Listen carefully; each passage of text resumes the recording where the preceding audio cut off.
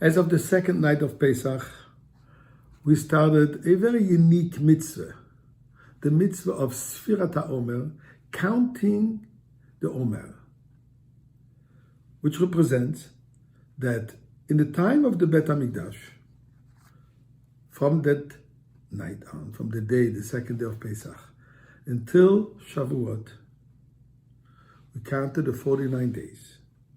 And at the beginning and the end, we brought a grain offering. And what was very unique with this grain offering was that it had to be picked up and waved in all directions, similar to what we do with the lulav and etrog, that we shake it in all the directions to emphasize that God is in charge all over, that God is present all over.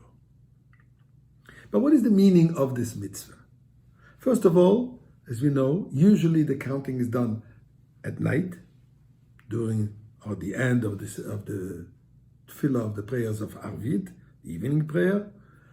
We recite a blessing prior to counting the day, unless if we have forgotten a 24-hour cycle. In other words, we didn't say it at night, and during the day we didn't count it without a bracha, then the following night and the rest of the season, we cannot say the blessing. We have to hear it from somebody else who, when we hear it, we will say Amen. It has to be a complete count. 49 consecutive full days. Now, what is the idea? What is the idea of counting the Omer? What does it teach us? Because we understand that although today we do not have the actual sacrifice yet, God willing, Mashiach is coming now and we will be able to have the Shavuot sacrifice. But what is the message to us? How do we internalize the meaning of this particular mitzvah? So there are a number of messages, a number of teachings that are very applicable to today. First of all, the reason why they counted then was 3,333 years ago when they came out of Egypt, and they anticipated, with great anticipation, with great excitement, to receive the Torah. And they counted every moment, just like when you count your grandchild or your grandmother or grandfather is supposed to come and count every day. So they counted the time in excitement and enthusiasm to receive the Torah. But there's something else also here. That when they came out of Egypt, they were in the lowest level of impurity, to the point, as we've known, we spoke about it a number of times, that the angels claimed they don't deserve to be freed from Egypt. They're the same as the Egyptians. In fact, they assimilated within Egyptian culture.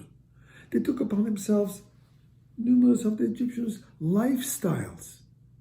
So what happened was God took them out, lifted them out of this impurity, and during the 49 coming days, they steadily ascended higher and higher and higher, to the point that they reached the moment when they received the Ten Commandments on Mount Sinai, that they were compared to angels. So they went from an extreme low level to a very lofty high level, to tell us we too can change, even when a person, God forbid, is in a very low level. One shouldn't think, I'm a lost case. No, we have the opportunity to climb the ladder steadily, step by step, day by day, another level, improving another part of our shortcomings. Whatever they may be. They could be intellectually, they could be emotionally, they could be in actions, they could be in our relationship with God, this could be a relationship vis-a-vis another person, this could be in a relationship with our own family. Steadily, step by step by step. As in the world they have the 12-step program, we have the 49-step day program to ascend the highest level. So this is the message for us today, that we can and must ascend. There's another important message. The gift of time that God gave us. Unfortunately, we take it for granted. But we have to learn how to appreciate and recognize how time is precious. The Torah says, by the passing of Avraham Avinu, Avraham Zokin Baba Yom, Avraham came with his days. Our sages tell us that he came with full days. Every day of his life was lived. He wasn't busy making a living. He was actually busy living. We have to do the same. We have to be busy living. Living means what? Connecting to the 613 mitzvot of God, connecting to Torah. Then we make from those days, from every moment, a living moment. And just like then, after ascending the 49 gates, the 49 steps, they received the revelation of Sinai.